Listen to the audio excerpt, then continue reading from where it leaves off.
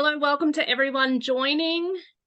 And I can see lots of people logging in. Feel free to let us know where you're logging in from. You can make your geographical position known by the Q&A button that's at the bottom of your screen. We've got lots of people booked in for this afternoon's event with Heather Morris. I'll just wait till everyone registers. So we've got people from Palmerston North. Hi, Jody. Kia ora. Southwest Sydney. Hello, Jennifer. Norfolk, UK. Wow. Far South Coast, Walbunja country. Oh, hello. Jody says kia ora back to you, Heather, your homeland. Lots of people putting in where they're from. Delby Library in Queensland. Steph from Noosa. G'day. Glenelg in Adelaide. Love Glenelg and Adelaide. Mackay up in Queensland. Blacksmiths in New South Wales. Fantastic. Ray from Bateman's Bay. Catherine from Brisbane. Megan from Wangaratta. Gosh, there's so many. I'm not going to be able to get all through these. Leighton, New South Wales. Tullamarine. Wangaratta. Gosh, they're from all over Australia and New Zealand. It's fantastic. Gladstone in Queensland. Wodonga. Bali. Someone's tuning in from Bali. Picton in New South Wales. Druin. Bondi. Down the road. Let me know where you are. This is fantastic. I'll just give it a couple more minutes. More people registering in. Welcome, everyone. Well, I'll make a start. Hello, my name is Natasha Boyd, and I've been in the content role at BorrowBox for the last 5 years. I am absolutely thrilled to be hosting this webinar with the amazing Heather Morris, who I've just been chatting to a little bit prior to this. Thank you so much, everyone, for joining. Before we begin, we'd like to recognise that I'm hosting this webinar from the land of the Wurundjeri Woiwurrung people of the Kulin Nation, and Heather is speaking to us from the land of the Gadigal people of the Eora Nation. We also want to recognise we're the traditional owners of all the lands that you are tuning in from if you're around Australia, and any First Nations people present today. We pay our respects to elders past, present and emerging, celebrating their diversity and acknowledging them as the traditional and original storytellers of the land. So I want to introduce our guest today.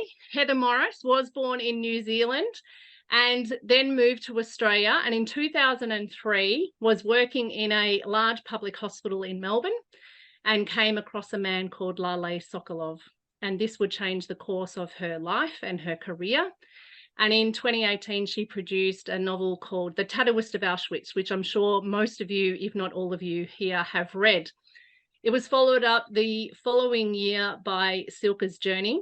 And then in 2021, she published the phenomenal conclusion to this trilogy with Three Sisters. Then in 2020, during COVID, she kept busy with publishing the Stories of Hope, which was actually her account of writing the journey to producing the story and having the conversations with Lale. Together, her novels have sold a whopping 16 million copies worldwide. It's absolutely remarkable. And now this year in 2023, she is publishing her latest novel, Sisters Under the Rising Sun. It's published through Echo Publishing here in Australia and with Bonnier Books in the UK. Welcome, Heather. Oh, hello. Thank you. Thank you so much, Natasha. We are so honoured to have you here to talk about this book just before it's released, which is very exciting and very unusual. So we feel really, really privileged. Before we begin, some housekeeping business. We have intentionally switched everyone's cameras and microphones off so you can concentrate fully on the conversation with myself and Heather. And the first half of this is going to be me talking with Heather about her new novel and her writing. And then you will be able to ask questions yourself. Yes, please. This will be able to be done through the Q&A, where a lot of you have just been saying where you've been tuning in. So you get your questions ready for the second half of this session. We'll try and get through as many of those as we can. We're then going to be having a little treat with Heather reading to us with a sneak preview of a portion from Sisters Under the Rising Sun, which gets released next week. And we have this on exclusively on BorrowBox, which is the library app that I'm sure all of you are aware of. And if not, your local library can tell you about it. It's going to be amazing in ebook on the 26th of September next week, and then 2 days later in audiobook narrated by Laura Carmichael. I should add that this webinar is being recorded and it will go up on our BorrowBox YouTube channel next week for you to re-listen or to share with friends that were unable to tune in today. So I want to thank you for all your attention. We'll get started, and we promise no spoilers. So that will be really important. I'm not promising that, folks. I'll try and hold back because there's so many exciting things to talk about with this book. So Heather, your life has obviously changed. As we said, in 2003, you were working as a social worker in a public hospital, and then you come across a man named Lale, and that would change the direction of your life and your career. And I just wondered, to now you releasing your 5th book, it's just been such a journey. What has been probably your main takeaways from where your life was to where it is now? Well, if you think back to 2003 and the book not being released until 2018, it was because I wrote this initially as a screenplay and I stubbornly hung on to it in that context. So in terms of there being changing in my life, other than losing Lully in 2006, there was this gap where all I was doing was trying to get somebody in Hollywood to recognize the strength of this brilliant screenplay I was quite convinced I'd written, and getting nowhere until my sister-in-law in San Diego one day smacked me around the head and went, "Oh, for goodness sake, write the thing as a book and get on with it." So it really didn't change until that sort of 2018 when I wrote my first book. It got released at the same time as I turned 65 years of age. So in reality, this is my retirement, folks. It's called living the dream. How lucky am I? You are living the dream, traveling the world, talking to people who are passionate about stories, about reading, and learning about important parts of our history. If we get into the novel Sisters Under the Rising Sun, because I'll leave the questions about the Tattooist of Auschwitz trilogy for our audience members who probably have heaps of questions about that themselves, having been familiar with it. So firstly, I loved the book. I read it really quickly. I was immersed in this world in 1942. It's a little known story, and I was incredibly moved by the women whose story we would hear. But I also felt gripped by a sense of suspense. I wasn't sure what was going to happen, if the women were going to all survive, if they were going to be reunited with the people that they had been separated from. So if I go back to the opening chapters, we have 2 narrators. And so the first woman that we meet is Nora Chambers. Can you just tell us a little bit about who she is, what she was doing in the opening chapters where we sort of first encounter her, and how did you actually come across her story?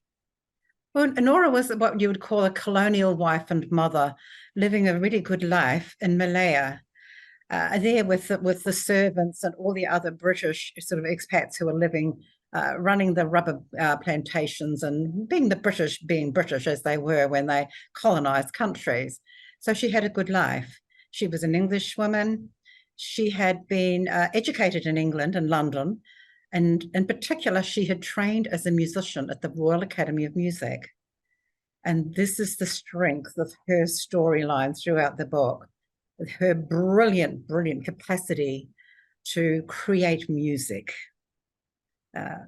It features so heavily in the book. And I think we obviously, in 1942, she's in Singapore, and we're about to experience what would become historically known as the fall of Singapore. So they jump on board a ship to try and escape. And on that ship is another woman who becomes the other focus for your narrative journey, which is Sister Nesta James. So how did you come across her story and decide that this book that you were going to write would have the 2 strong voices going throughout?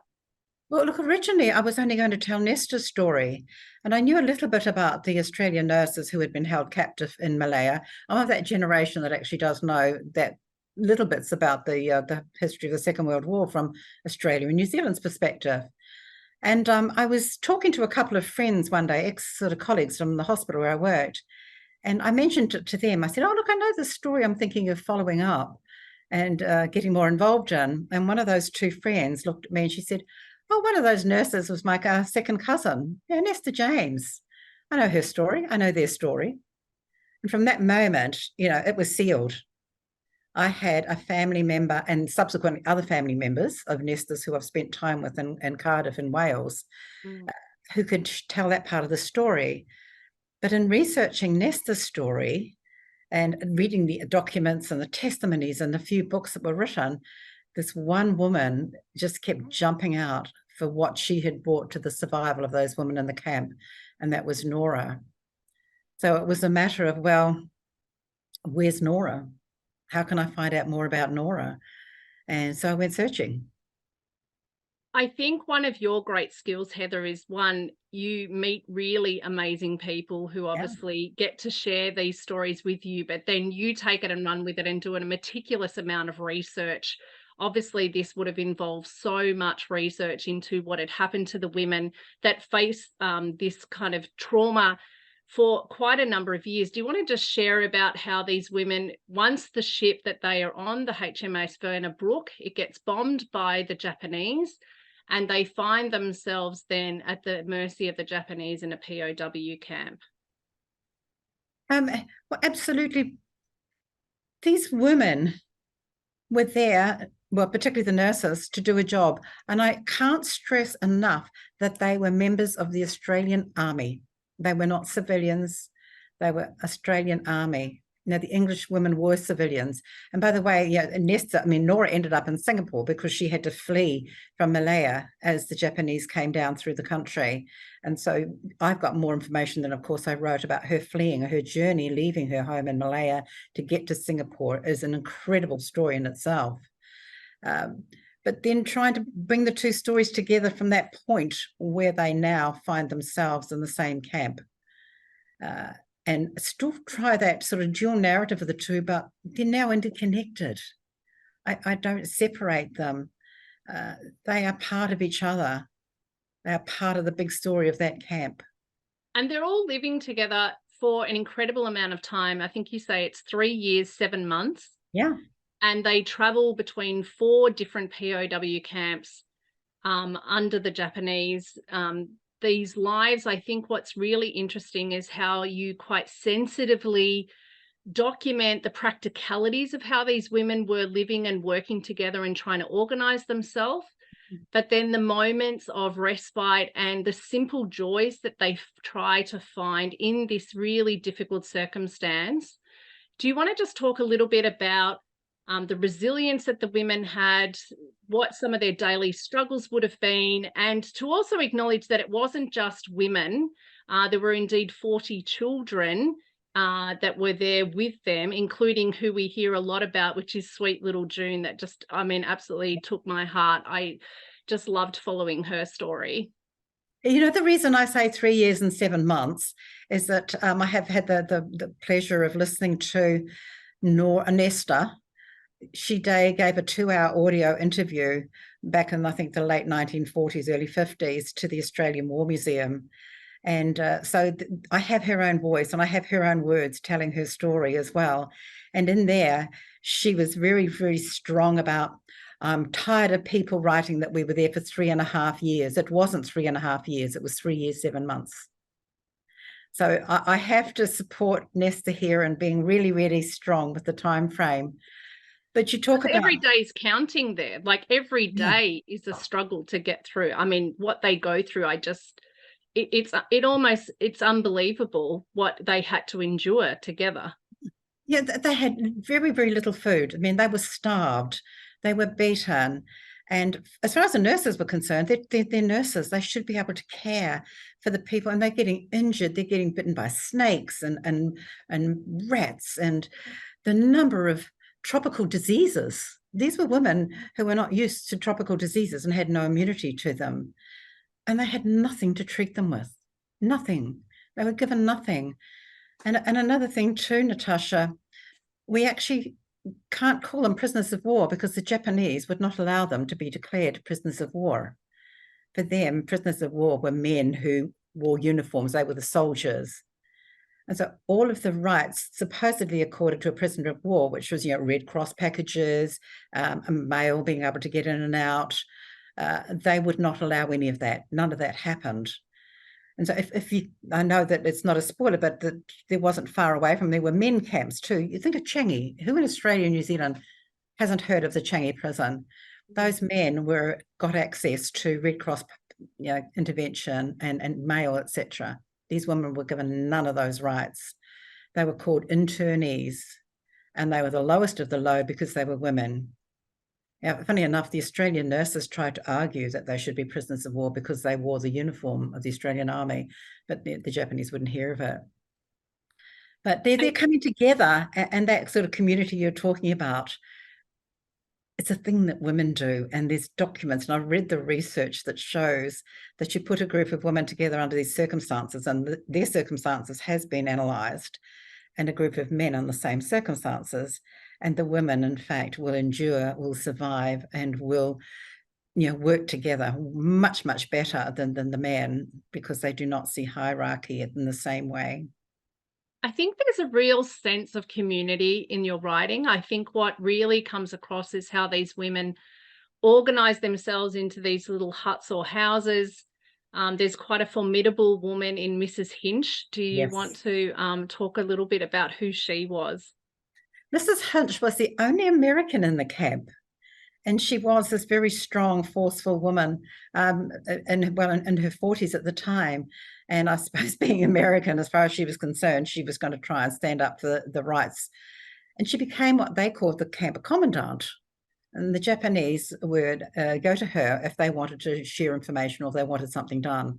So she had this role of being the camp commandant, speaking on behalf of the women. And she tried the best she could to, take no prisoners, so to speak, in terms of acquiescing to many of the demands of the Japanese. Got away with a bit, but the majority she didn't. But she is a formidable person in the camp, and the only woman out of 500 who was called Mrs. Hinch. Everybody else, it was their Christian name. It's quite a level of respect that they all had for her. It's amazing to see the frustrations that she has to go through with her role, and trying to support the nurses and what they need, and trying to support the civilians and what they're needing. I mean, as you said, they're all starving. They're having to do these incredible labor tasks and just trying to get through the day with all of the diseases that you're mentioning. I mean, it's just unbelievable circumstances. And as you mentioned, there were hundreds of women and children in this camp, representing, I think I've read, 27 nationalities. So we have the Australians, we have New Zealanders, we have the English, we have one American woman, as you say, Singapore, but we also have quite a large number of Dutch women. So can you just explain to me and to the audience why there were so many Dutch women that were captured into this POW camp at that time where they were? And I guess we should say that all of this is sort of set in Malaya, as it was known at the time, which we would obviously now know more as Malaysia.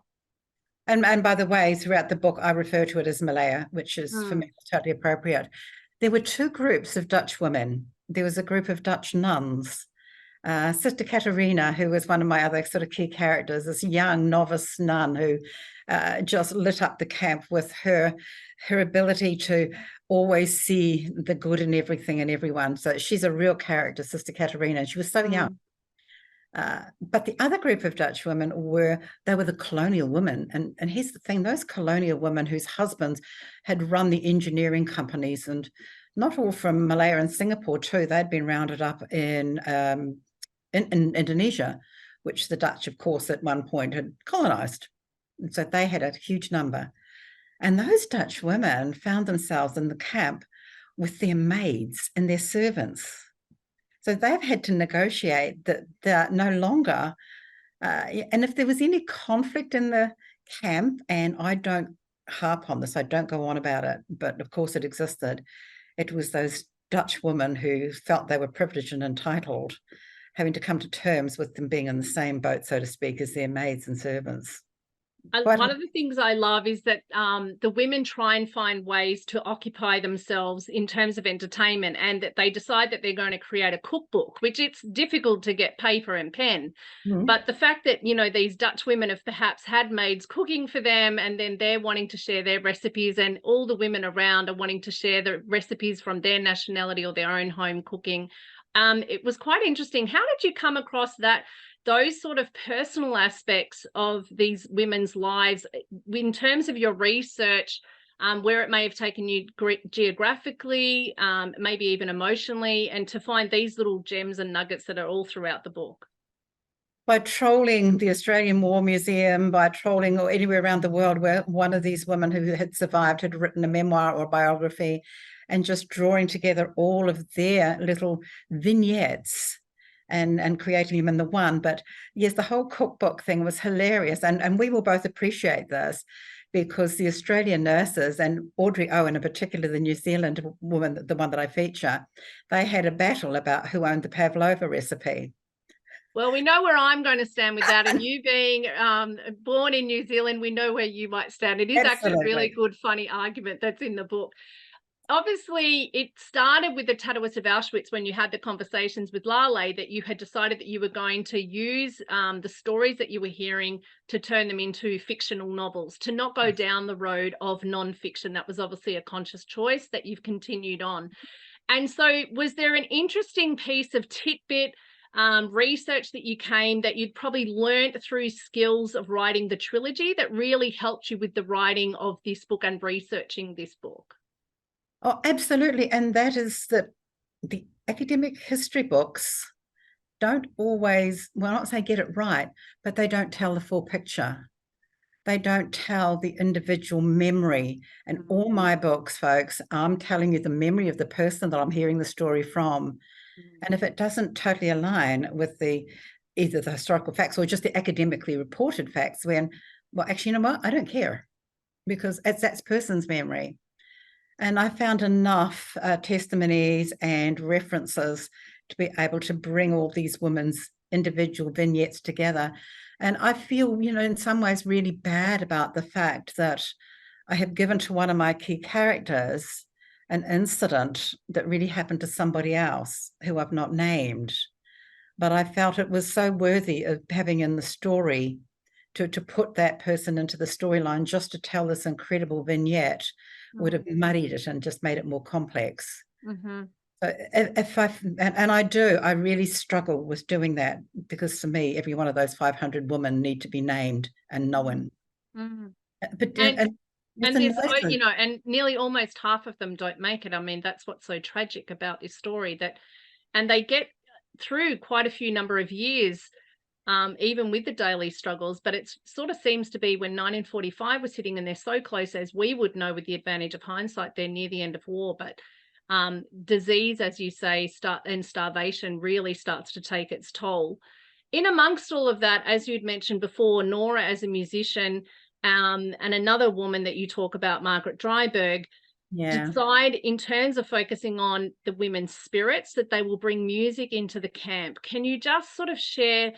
There were so many songs. I looked them all up. I wanted to hear them. It was like a soundtrack going through my mind as I was reading this story. It was incredibly moving. Land of Hope and Glory, the Captive's Hymn, and then into classical pieces from Beethoven to Raval's Bolero. It must have been fascinating for you to discover this part of history, and how you were actually able to incorporate it into the story as something that kind of was healing and uniting for the women. I just wondered, research, and maybe you've got the book there, I think, Heather, and you might want to just show a part of it that you were saying before about the music. Yeah, look, you know, when I was writing about the music, because at the end of every concert, by the way, and some of these concerts, they just all weren't music. The Australians and the New Zealanders love to put on plays and sketches and try and make costumes and dress up with leaves and whatever they could. They were very, very risque and had a lot of fun doing it. But at the end of every concert, they would perform the national anthem of Australia, New Zealand, which was God Save the King. And at that time, sorry, folks, they sang the Dutch national anthem, and they sang for the English Land of Hope and Glory. Now, every time, and I've mentioned it several times in the book, that they were now singing this, I would go and listen to a version of Dame Vera Lynn singing that and reduce myself to utter tears That's to the be able version I've heard. Yeah. to get the emotion to try and get across to you what it must have been like under the stars in a jungle, mosquito ridden. The Japanese were there surrounding them, and they're singing this incredible piece of music. Hmm. There were many occasions when they sang it that the Japanese captain in charge of the camp, he stood up and applauded and asked for an encore. He had no friggin' idea what they were singing, but it stirred him to the point of tears. And it is that it's an escape for the women, but it's also something that they could work on and sort of be unified. I mean, the beauty of it, that really comes across in the writing, is the beauty of these women's voices working together in what Nora calls a voice orchestra, to bring all of these things to life. And I think, as you kind of point out, Nora was writing the music, which still these music sheets survive to today, if you just wanted to explain something about that.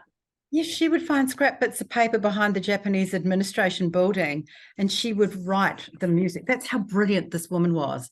And in the book, we've actually got excerpts of 2 of these pieces of music that Nora wrote 80 years ago in a jungle. That's taken from the original, which I've held in my hands. Some 80 pages of the original material of Nora and Margaret's. And, I kind of felt it was as precious as a newborn baby. Yeah, It was so so special. incredible to So hold special. and to have it. So we've got, Fargo's New World Symphony. That was the first one the vocal orchestra ever performed, and Bolero. And folks, you'll understand the significance of Bolero as you read the book. It is the one piece which, for me, I can never hear again without thinking of these incredible women. And by the way, on the cover, that music score is part from one of the original pieces of music that Nora wrote. Beautiful. Have that. That's nice to know that. The cover and the title, obviously, The Sisters Under the Rising Sun, because there's a sisterhood that's being created here. Well, there's a sisterhood that was created, but we have the nurses being called sister. They dropped me in, but it was always go and get me a Sister Bullwinkle or Sister James or whatever they wanted. Nora, folks, she is there with her biological sister, Ina. We have the sister there. And of course, the nuns, they were called Sister Katerina, Sister Laurentia, they were called that. So the word sister just kept coming. What else would you call it? We'll get ready for some questions in a moment. So people in the audience, please think about what you might want to ask Heather. We're going to try and get through as many as possible. And while you're writing those in the Q&A button that's down the bottom of your screen, I might just talk about libraries, because obviously with the level of research that you've done, I can understand that libraries are really important to you in your life and in your writing. And I just wanted you to share a little bit about your experiences with libraries for us. Growing up in rural New Zealand, and it wasn't even a town, it wasn't a village, it really wasn't much at all. I grew up just having to read the Encyclopedia Britannica. That was all I had to read as a child. My parents got that in. And so I think that's what's helped me with writing stories set in other places, because from a young child, I was totally, totally obsessed with these other cultures, which were just so foreign and seemed so amazing to me, and still do. And it wasn't until I actually went to high school, because my little primary school only had 3 classrooms. Again, we were given just 1 or 2 books. And it wasn't until I went to high school in Te Awamutu that I discovered a library, and I discovered books en masse. So that's pretty weird in this day and age, isn't it? And I've just dated myself. But it's the reality. And I'm sure it's the reality for a lot of people, actually, that, libraries kind of provide that ability and resource, which may not be able to be in their own experience at home or in their schools. Yeah. And from that point on, they were part of my life as an adult. And when my children came along, every Saturday morning, that was where we went we couldn't afford to buy many books. We went to the library. And now I go with my grandchildren to the library. The little 4-year-old, he doesn't go to daycare on Wednesday. We're down at the Cleveland Library in Brisbane, and he's stacking up on books. And come the weekend, older brother and sister get their books. Yeah, to me, there is no institution anywhere in the world. And I love going to libraries in other countries.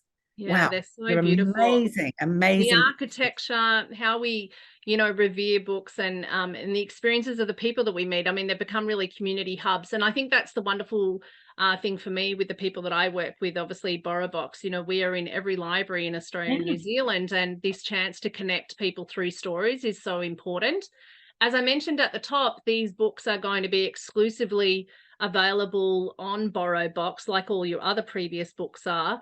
And it'll be really interesting because it's got a lot of dialogue, this story. So I'm really fascinated to now, having read the book, actually listen to the audiobook. And I just wondered, are you an audiobook listener, and what's your favorite part of the experience of listening to audiobooks that you might have listened to recently? The most recent one I've listened to, and I was late coming to it, only by a couple of years, was the incredible, and okay, yes, I was listening to him for his beautiful voice, Matthew McConaughey's Green Lights. Come Yes, on, everybody swoon. his dulcet tones, yes, would be very beautiful to listen to. I can highly agree with that one. Yes, yes. Yeah, So, I think there's something about having stories, read to you that's kind of really soothing in a way. look, I had a situation that money couldn't buy. Tattooist comes out, and the amazing actor Richard Armitage read the Tattooist, and we got him because when I was told that the book was being published and it's going to print, and my publishers in London said to me, "Who would you like to read the audiobook?" And I went, "Really? You can do an audiobook?" I mean, I was shocked. And I wrote back and I said, Richard Armitage, Richard Armitage, if you can't get me him, get me Richard Armitage. And they'd asked me for half a dozen names, and I gave them the one. And, they went and asked him. Now, Richard Armitage, till then, he's just read his own book, by the way. I must listen to it, Geneva. But he really only read Dickens and Shakespeare. He's got the voice, the voice. He does. I've And listened to him. anyway, he read it. And by the way, he won that year the equivalent of the Academy Award for the best audiobook. But I got sent that, and the book's just come out in the UK. And I'm on a plane, and I never listened to it. I got the copy of it. I got on a plane to fly to London, said to the flight attendant, that glass of champagne, do not let it run dry. And I sat back in my chair flying to London, listening to Richard Armitage read me my own book. So, what a great experience. And that's you manifesting that you only wanted him and you got him. So I think it's a sign for manifesting what you want to happen. We're going to turn to some questions now. We've got some eager audience members. There is Alison wants to mention that she thinks Richard Armitage is a great narrator. So she's agreed with you. She just popped that in the comments. So we've got a question from Josh at Glen Ira Libraries in Victoria. I have heard that the Tattooist of Auschwitz is being currently filmed as a 6-part mini-series to screen on Stan next year. What can you tell us about it? Well, it's not currently being filmed as a 6-part miniseries. It has been filmed as a 6-part miniseries. So it's in post-production. Okay. And it's coming together very, very nicely. And talking about music, because it's been announced. And so I'm very, very happy to say that the icing on the cake for me was this miniseries, which just sent me up to another level of seventh heaven, was to have the incredible, the wonderful, the one and only Hans Zimmer ask if he can score it. Extraordinary. So you're not only going to have a brilliant, brilliant miniseries, you're going to have the score, which is going to blow your minds, guys. Oh, it's just going to be so evocative. Did you get to be on set, or what was your sort of role in part of this process in making it happen, Heather? I was the script consultant. There were 3 screenwriters involved who were actually writing the scripts. As much as I thought I was a screenwriter, I learned very quickly I'm not. But as a script consultant, I was being consulted all along the way as the scripts were being developed. And I got to fly to Slovakia in February on the first day of shoot and speak to the cast and the crew, which, by the way, was massive, and then be there for the first week of shoot. And then I left because I had to go away. And then I went back again in May and spent more time there with the new actors that had come along. The wonderful, all my Kiwi friends there. Melanie Linsky, who is playing yours truly, and the Wow. incredible, wonderful Harvey Keitel. And that she's from Yellow Jackets fame, if I'm correct, is probably how people Amongst might other be. things, yeah. Yeah, amongst many other fabulous things. So yeah, wow, that's a a great cast there, and to play yourself. So it's going to be extremely interesting to tune into that next year, obviously. Yeah. We've got Stephanie.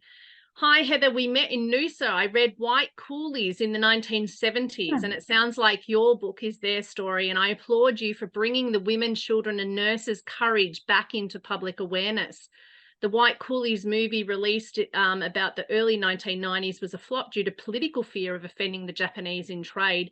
How have you sculptured your narrative to avoid this kind of retaliation? We're big enough, we're mature enough to be able to, hell, if I can take the Germans on and then take the Russians on with Silka and the Gulag systems, then I have no fear about telling other people's truths. It's not my truth, but other people's truths about this period of time with the Japanese. So no, I don't have an issue with that at all. And yeah, it was, I mean, White Coolies and Betty Jeffrey, her book is amazing. And you're right about the miniseries. One of the things about the miniseries and TV, it does that, and I guess mine has done it a little bit. I'm not sure. I'll have to think about that. But they kind of went with running with the character of Margaret Dryburgh in the miniseries and took Nora out of the picture because they only wanted one musician. So there were some interesting aspects to the telling of that story, which I've tried to just correct a little, shall we say. And I think it's part of, and the passage of time and where we've come as a nation, and what we want to know about our own history, and like you say, people's truths, and sort of putting people back into the story that perhaps have been erased, and what was their experience during war, because wartime is not just all about the soldiers, like you said, in other locations, but these women who are enduring quite tragic circumstances for 3 years, 7 months.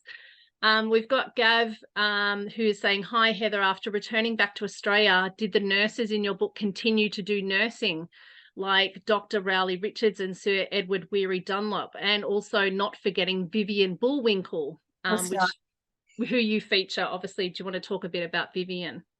Yeah, look, some did and some didn't. For those who didn't, for many of them, they went into sort of married life, and one of the realities of that period of time, if you got married here in Australia and New Zealand, you had to quit whatever job you had. You couldn't be a teacher, you couldn't be a nurse. Vivian, of course, did. She left the army, but she is instrumental. She is the person that the nursing profession in Australia should bow down and give thanks for creating nursing as a profession, not a vocation. She was the one who pushed the government of the day and the military to say, you must recognize us for our skills, not for the mere fact that we can mop brows and re-bandage somebody. So, for me, her having been honoured just last month here in Australia with a statue, the only woman in the Australian War Museum to have a statue in Canberra, is at long last an acknowledgement of these women. Nesta didn't. Well, she ended up returning to her hometown and nursing her mum, actually. So, yeah, some did, but the majority didn't. And I think what's interesting about Vivian, who many people will have heard of, because she has been the subject of Archibald Prize portraits. I think there were 3 portraits that have been done for her. The recent Archie's tour that went around, the Best of the 100, had that's where I actually first saw her in portrait. There's a famous portrait of her that people might be familiar with, and she was a spokesperson for the rights of nurses, both in your book, we see that in the camps, and she's carrying quite traumatic circumstances of what happens to her, and the tragedy that she has to hold on to, and what she had seen and witnessed and survived, and then was able to make it through the war and then come back and talk. I think that there are a lot of contributions being made by women once they got home, as you mentioned. Yeah, but the majority of them, when they arrived here, for all of them, Vivian clearly didn't keep her mouth shut, but for the majority of them, they and their families were told when they got back here, just go home, get on with your lives, and quote, pretend it never happened. Yeah, so that's why we don't know anything about Vivian Bullwinkle, because she didn't shut up. Yeah, it's just, It's extraordinary. I mean, it's so moving. I mean, there's particularly the last, quarter of the book when we know, again, the advantage of hindsight when we're getting closer to the 1945 and we can tell that the war's going in. The women obviously have no idea. They're not getting any news in of what's happening, but they kind of suspect that something is. And you're just sort of wondering what's happening. And it's just so incredibly moving. Julia's got a question. The books you have researched and written confront emotionally difficult topics, and you've met some of these people and relatives who have suffered at the hands of fellow humans. Have you found this emotionally challenging, or are you able to look at the positive view that you're telling important stories for the readers? Of course, I get caught up in it, Julia, absolutely. And I have to reduce to have and develop strategies to be able to cope with it. Having worked in a major trauma hospital for 20 years, I did have some skills in how to self-care.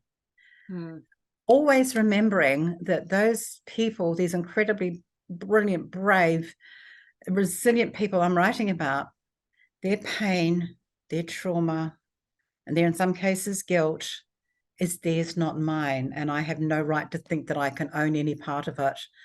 To be able to empathize with them and write their stories, I just do sort of just detach a little, but then of course back down. I go and put some music on, but there's no way I could do this and not be absolutely made a sniveling wreck. I can still reduce myself to tears reading even bits of any one of my books.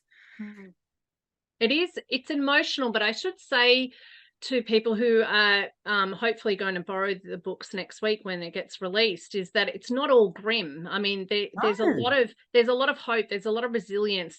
I felt so much admiration for these women, like you say, the resilience. I think you write in such an empathetic and compassionate way, Heather, in the trilogy and in this book. I think that really shines through, that even in these very dark circumstances, there's a lot of hope and light. We've got another question from Hayley. I'd love to know, what has the writing of the Tattooist trilogy and this new novel taught you that you might not have expected? Oh, that's a good question, isn't it? It's probably taught me heaps and heaps, and I need to just think about it briefly, but it won't take long. Look, one of the things, and the book Stories of Hope has touched on it, is I've always been, thanks to having a brilliant great-grandfather, someone who's listened to anybody and everybody. And I think I've just taken that to the next level. It's one thing to be listening, as I did at the hospital, to people who were there and had what you would call an acute traumatic event. And that was a situation in my work life. To listen to people who have had a long-term chronic traumatic event, it's very different. And how that plays out and how that can sort of wrap you around the heart and pull it apart, it was very different indeed. But in terms of what have I learned? Gosh, I've learned that every single person I meet, I want to get to talk to them. I want to get to know them, and I want to know them to know that, hey, listen, anything you tell me, I'm hearing. I think it's such a kindness that you have given to people when we listen to other people and they feel valued and listened to. And I think in the camps, you feel that the kindnesses. I mean, there's a scene with little June, who is 6 or 8 years old, and she finds those 7 grains of rice, and wants to share them. I just, I'll honestly, it just gets you so emotional, but the kindnesses that they have to each other. And I think it teaches you about, what we can do with other people in our lives, because we don't know what struggles they've gone through in their past or what they might be going through in their present. Julia, another Julia, a different one. Hi, Heather. We met in Sydney's Jewish Museum years ago, and I've read all your books, and I cannot thank you enough for touching the lives of so many people with your stories and bringing them to the world. I cannot wait to read The Sisters Under the Rising Sun and learn more about these brave women.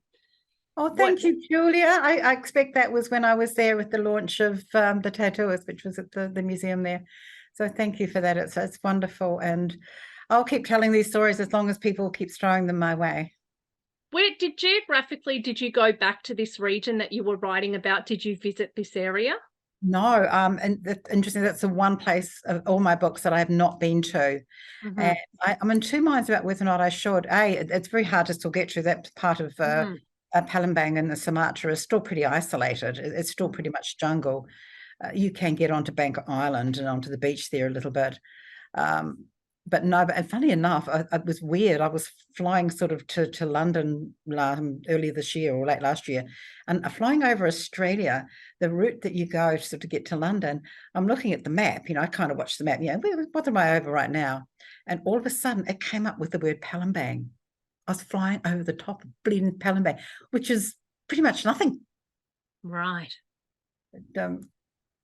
No, do I want to go there? I think, look, I went to Auschwitz after the book was printed, after I'd written it. And that was, as you can imagine, incredibly confronting.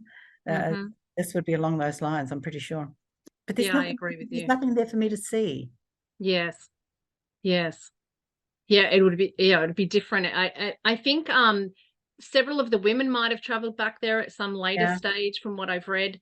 I mean, it would have been, a place of mixed emotions, I would say, for these women. Yeah, there's been a monument put on the beach on Raji Beach. There's been a plaque put there by Vivian and Betty and a couple of the other nurses who went back there, and the Indonesian government gave them permission to put a plaque there acknowledging and honouring what went down on that particular spot.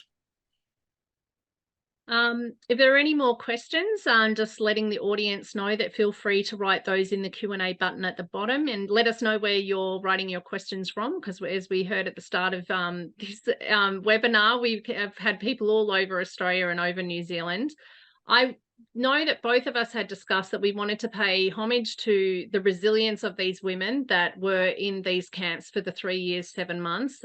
Tragically, almost half of them would not make it. And I think you document in the book that, when 1945, in 1 month alone, that there were 77 lives lost of the women and the children. It was just so close to the war. I mean, it's devastating when you're reading that. And the women were obviously responsible for burying their own. And there was one woman who you've just mentioned earlier, Margaret Dryburgh, who was a creative person, both musically and in other creative arts. So she writes poems and songs, and she features quite heavily. Do you want to just talk a little bit about Margaret? And then we're going to, I'm going to ask you, please, to read one of the poems that was read at the funerals of various women within the camp, called The Burial Ground. So who was Margaret? Just a little bit more about her. Yeah, Margaret Dryburgh was an English woman she was a child of a Scottish, I think it might have been, minister, and she was a missionary all her life. So she'd been a missionary in China for many, many years, and then had come down into Malaya and Singapore. And so that was her background. And she had an untrained talent for music. So that's why she and Nora compliment. She had almost, she would say, a God-given ability to understand music. She couldn't write it or anything like that. But yes, she wrote songs, she wrote poems, and she was an incredible inspiration to those women. And it's a tiny little spoiler alert, I'm afraid, Natasha. Trying to avoid. Yeah. She coined a phrase. She coined a phrase for the women to help them when they were in the depths of despair, when they were walking through the squalor of, because there would be monsoon, so the place is just flooded in mud, and the squalor beneath them. She coined a phrase that they would then mutter to somebody if they saw one of their friends down in not down the dumps. That doesn't begin to describe what they were. And that phrase was, look up. And she had to explain to them, do not look up. I know I'm a God-fearing woman, but I'm not asking you to look up to any God, because at that point she had moved beyond trying to convince these women that God was caring for them or looking over them. But look up and see the beauty of the sky, see the beauty of the birds flying overhead. And so the women would do that if they saw someone trudging through the camp, if they would just go up to them and say, look up. Yeah, it's a beautiful moment. And it's not a spoiler at all. That was Margaret Dryburgh, and as I said, she just was this incredible force of nature as well. Never gave up, she never lost hope or faith, really. She gives so much to so many in that camp. Do you want to share with us now her poem, The Burial Ground? If you can imagine, for these, just in 1 month, these 76 women who died, that's 76 graves that had to be dug. by women so weak they could barely put one foot in front of another, and yet they had to stagger outside and dig a grave to bury their friends. So Margaret wrote this poem which summed up the burial of just one of them. It's called The Burial Ground. How silent is this place? The brilliant sunshine filters through the trees. Their leaves are rustled by a gentle breeze. A wild and open space. By shrubs pink-topped, mauve-blossomed, is o'ergrown. A hush enfolds me, deep as I have known. Unbroken save by distant insects' drone. How silent is this place? How awesome is this place? The pageantry of death approaches nigh. But in strange guise, two companies pass by with slow and stumbling pace, of women captives bending neath the load, of comrades journeying to their last abode. Amid the tinted shrubs, up winds the road. How awesome is this place? How sacred is this place? Among the flowers beneath the sunny sky, the dear remains of two war victims lie, each in a burial space. By women's hands filled in and beautified, and women offered prayers for those who died. Set up a cross of twigs so simply tied. How sacred is this place? I'm sorry. Yeah, I can unfortunately picture the writing of these women being buried. And yeah, I think one of the things that they sort of gave thanks to a little bit was they were surrounded by so much beauty, nature's beauty, and they could cover these humble graves with flowers and palm trees and make them look beautified, as like Margaret says. And so it's such a contradiction from the other places I wrote about in the Holocaust, where the elements were dire and dark and dank and snow and miserable. This place was beautiful. And yet, and amongst that beauty, so much tragedy. It's just so remarkable, the commitment that you've made to share these women's stories, and there's so many of them, and yet it never feels overwhelmed. I think it's going to make such an impact on people who read it, to understand what these women went through together and what they were actually able to, you know, go through and come, many of them, out the other side. But it didn't mean that they hadn't lost a lot of friends along the way. And like I'd said at the start, when in 1942, when they get on that HMAS Vina Brook, they would never have imagined Nora, who is with her husband, has been separated from her daughter, not knowing whether they're ever going to be able to see each other again. You then have Sister Nesta James and all her friends, Vivian, all of the ones that you talk about, Audrey, the nurses and the together, and then the nuns that they meet, the teachers, the Dutch women. They just become such a community. There's just a real care in the most brutal of circumstances. It's just it's just incredibly moving, Heather. I just think you've done an excellent job.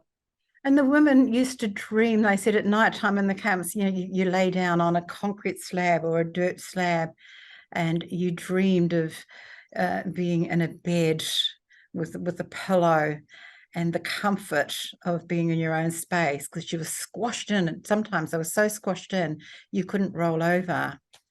And yet, funny enough, for many of the reports I read afterwards, when those women got home, they found themselves sleeping on the floor of their bedroom and hiding under the bed.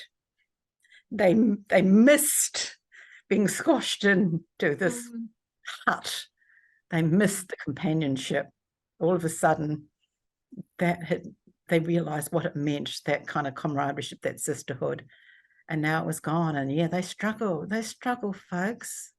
It's such an important story for us to know. I think that's the beauty of novels that can bring this to life. I think everyone that has read the Tattooist of Auschwitz trilogy is going to come into this knowing that obviously we'd had that kind of focus on war in the Holocaust in Europe, and now it being closer to home here for us. Yeah. In Australia. But, like I said, there's so many nationalities of women involved. So I think this is going to be hitting people, globally around to understand what's going on. As mentioned at the top, you're going to be able to read or listen to Heather's books on BorrowBox next week on Tuesday. The ebook gets released and the audio book 2 days later on the 28th. If your library doesn't have a copy, then please request it from them. I'm sure they'll get it pretty quickly. If they haven't already, I know that we've just been doing a lot of pre-orders for it ourselves. I mean, it's an incredibly beautiful and stirring book. I know everyone's going to look forward as much to as I had to reading it. I thought what might be nice is for you to share perhaps a bit of the story for us as a sneak preview, because it's not out yet. If you wanted to read a section from the book, maybe you might need to set it up for us, what part it is from, and we can get an essence of the storytelling that is involved of Sisters Under the Rising Sun. Thank you. And keeping with Natasha's request that I don't give away any spoiler alerts, I've gone to the beginning of, or quite early on in the book, when both Nesta and the nurses and Nora have made their way to Singapore, and they're now trying to flee. And I can't imagine how you could picture and how you struggle to write what it would have been like for them as the city of Singapore was literally burning. It was being blown up and burning all around them. Boats were leaving the harbour trying to flee, and they were being bombed before they got too far out. And so to get on a boat knowing that you're going to sailing past boats that have now been bombed right in front of you, how that would have felt. But behind you, you can't go back. So I've got them now arriving. They've arrived at the dock. They don't know each other. They haven't met. Entering the cordoned-off area of the wharf, passengers with the approved paperwork gather. Amongst them are terrified adults and wailing children, each of them struggling under the weight of their most essential possessions. A group of Australian Army nurses wave their paperwork at the officials and are hurried through the fenced-off area. They stand to one side as civilians file past, before another group of women in the same uniform bursts through the gates. The reunited of nurses embrace, greeting each other like long-lost friends. Amongst the newcomers, a petite woman pushes her way through. "Vivian, Betty, over here," she calls. "Hey, Betty, it's Nesta." The three women huddle and hug. Sisters Nesta James, Betty Jeffrey, and Vivian Bullwinkle became firm friends in Malaya, where they were posted to nurse Allied soldiers before it was overrun by the Japanese army. Like everyone else here, they had been forced to flee to Singapore. "It's so good to see you again," says Nesta, overjoyed to see her friends. "I didn't know if you left with the others yesterday." "Betty was meant to leave yesterday, but managed to go AWOL when they were leaving for the ship. We both hoped we wouldn't be sent home. There's just so much to do here," Vivian says. "Matron's gone to plead our case one last time. We're not on the ship yet, so maybe High Command will see the benefit of letting us stay here in Singapore with those that are too ill to leave," Nesta tells them. "They're boarding the launches now. She'd better hurry," Betty says, looking at the line of men, women, and children climbing into the wildly bobbing boats that would deliver them to the HMS Vinebrook. Bombs continue to hit their targets, churning the sea into waves and crashing them against the wharf. Nesta is staring at the launches where the passengers are embarking. "It looks like somebody could do with a hand. I'll be right back." "Do you need some help?" Nesta asks Nora and Ina, who are trying to work out how to help John down the steep steps and onto one of the boats. It is now half full of distraught passengers, some weeping, others paralyzed with fear. Nora feels a hand on her shoulder. Nora turns to see the smiling face of a pint-sized woman in a nurse's white uniform. She looks so tiny that Nora wonders how could she possibly help them, given that she and her husband and her sister are taller than the average man or woman. I'm Sister Nesta James. I'm a nurse with the Australian Army. I'm stronger than I look. And I've been trained to help patients much bigger than me, so don't worry. I think we'll be fine, Nora tells her, but thank you. Why don't one of you get into the launch while two of us help the gentleman down, and then you can take over from there? Nesta is politely insistent. Have you been in hospital, she asks John, taking his arm as Nora lets go. Yes, he says, allowing her to guide him towards the boat. Typhus. As soon as Nora is safely in the launch, Ina and Nesta help John into her waiting arms. Aren't you coming with us? Ina asks the young nurse. I'm with my friends. We'll get the next launch. Ina looks around and sees a large group of women dressed in the same uniform. As the launch pulls away with Nora, John, and Ina on board, they hear the singing from the wharf. The nurses, arm around each other's shoulders, stand proudly, singing with all their might, loud enough to drown out the nearby petrol tank detonating into a ball of flames. I'm not going to sing, but they sang, now is the hour when we must say goodbye. Soon you'll be sailing far across the sea. While you're away, oh, then remember me. When you return, you'll find me waiting here. Another bomb goes off on the wharf.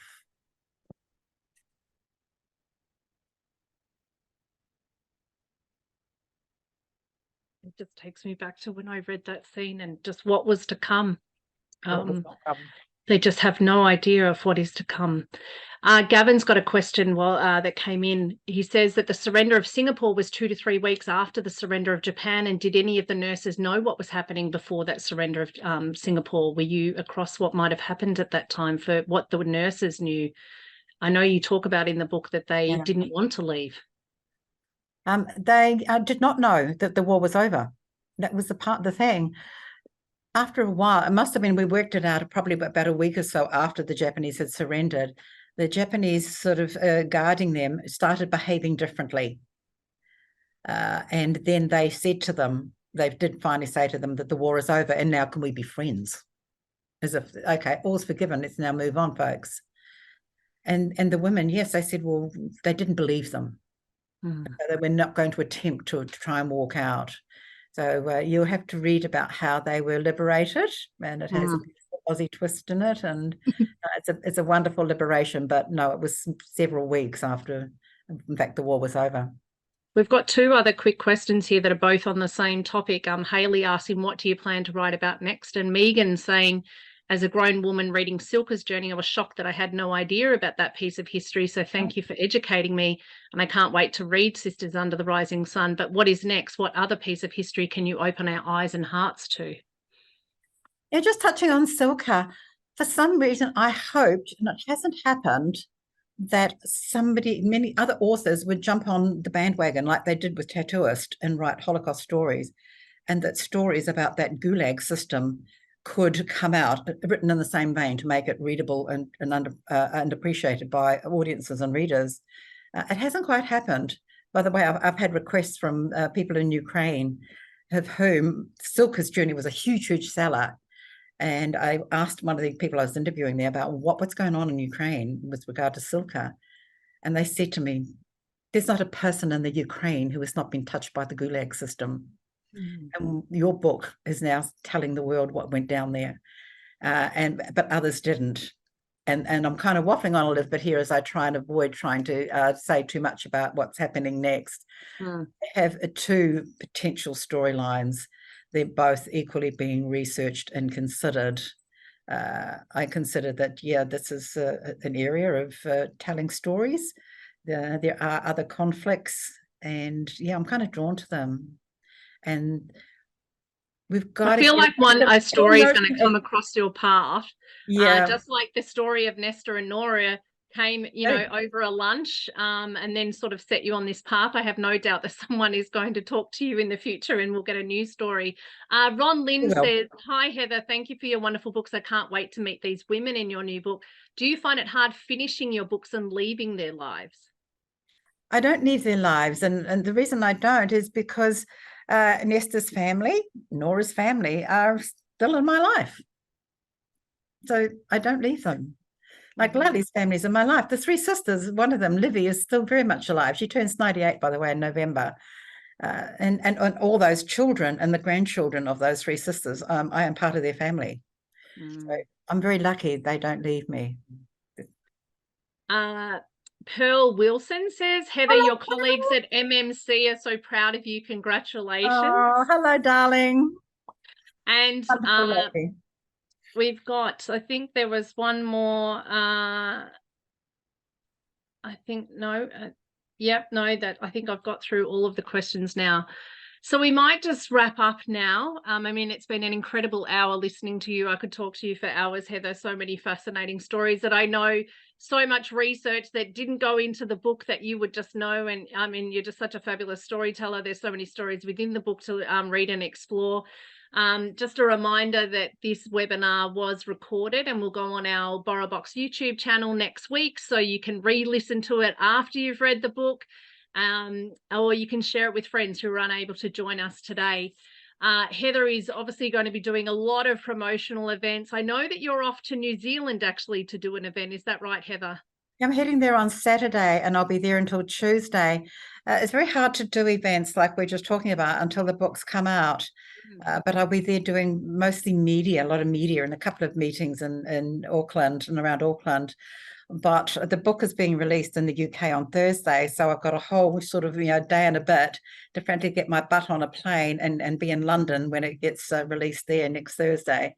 Well, I'm sure your English fans will be seeking you out with all the events that are happening there. And obviously people know that they can get in contact with you to give you their feedback. I am sure through your website. We would love to know what people think of the ebook and the audio book. So please let us know at BorrowBox. I would love to hear from anyone that reads it as well myself. I want to thank my colleague Bridget, who has been working behind the scenes with all the tech support. And also I want to thank Echo Publishing for helping to make this happen as an online event. I want to especially thank Heather. You've been such a delight. I feel like I've learned something about history. I've enjoyed hearing it in the story format. I've been moved. I've cried while I was reading it, and it'll be one that I enjoy hearing on audiobook as well. And I want to thank all of you who have joined us for the event.